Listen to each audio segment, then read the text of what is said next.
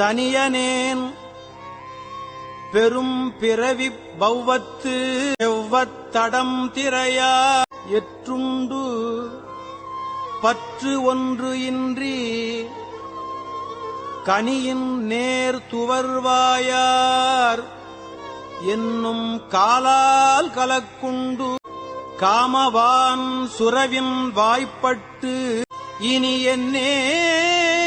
உய்யுமாறு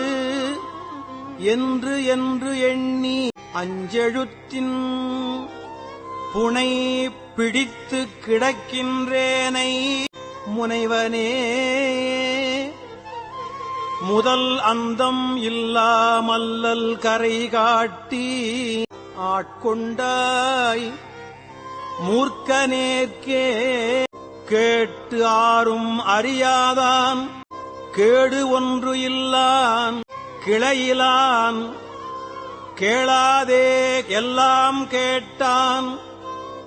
நாட்டார்கள் விழித்திருப்ப ஞாலத்துள்ளே